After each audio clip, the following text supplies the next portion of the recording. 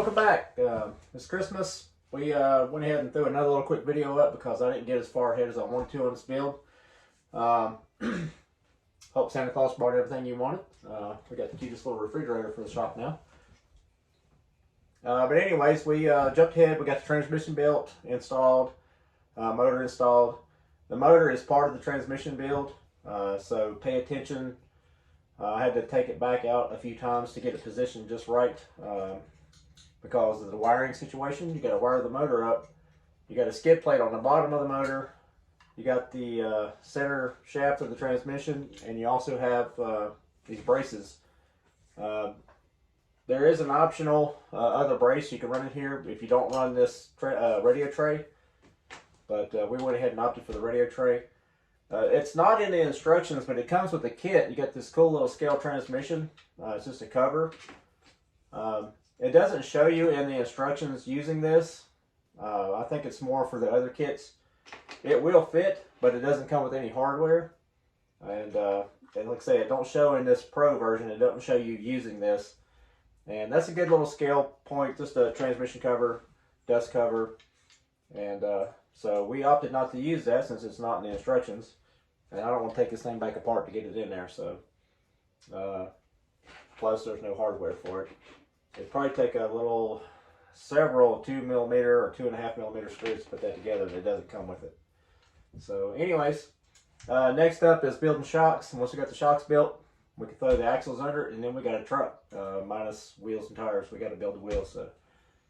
Let's get on the shocks, my favorite part. Not really. And see if we can get this thing squishing by the end of the day. Alright, building the shocks. Thank goodness they do the hard work for you. They do come with instructions on how to build them.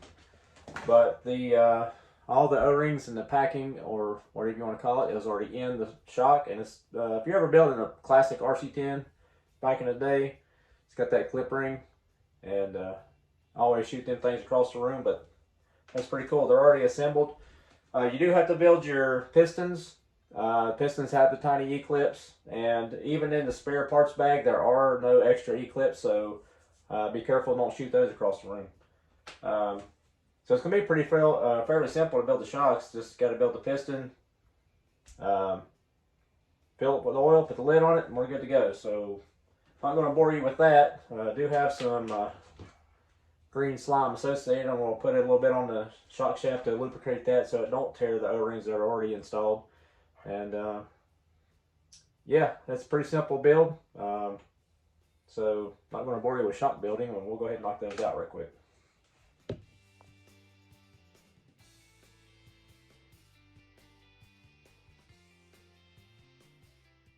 Alright, I'm going to build one shock, just show you how easy it is. These things are super simple. Like I said, the cartridge is already installed.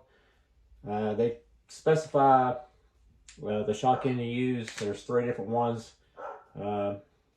Use the one in the middle. This one's on a parts tree. These are on a tree all to their own. So use that one that's off the tree. We built our piston, our spring adjuster, installed the shock end.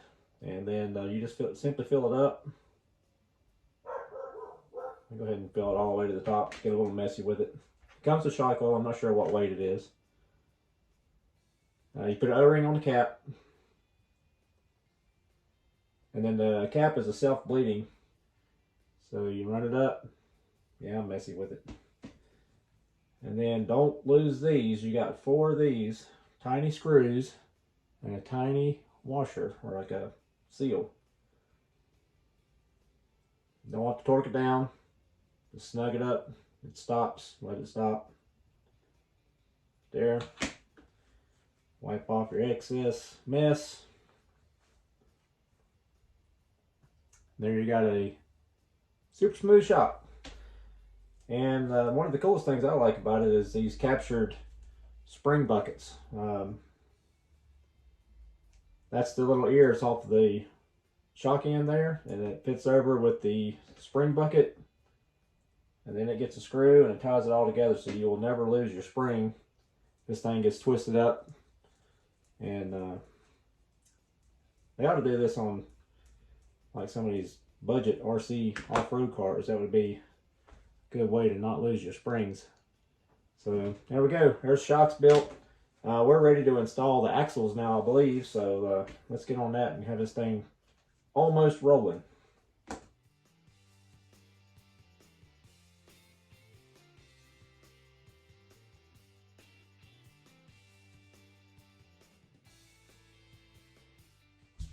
All right, that's a wrap for my Christmas bonus video. We got a slider here.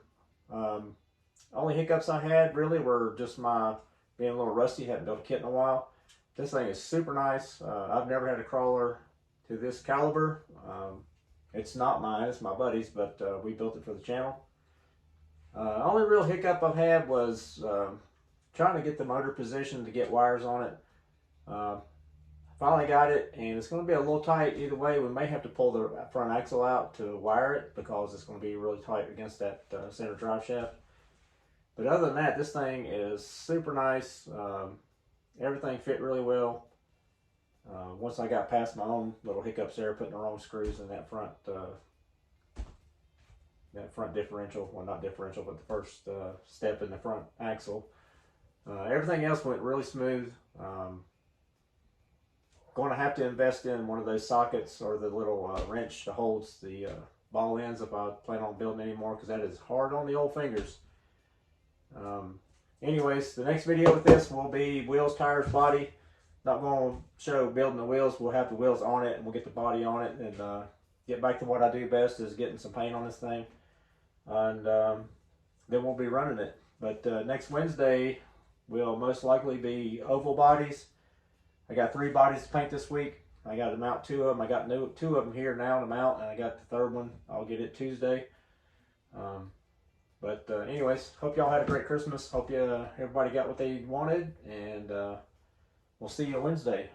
Like, subscribe, and all that good stuff. There's one bonus video this week. So, anyways, thanks a lot. We'll see you Wednesday.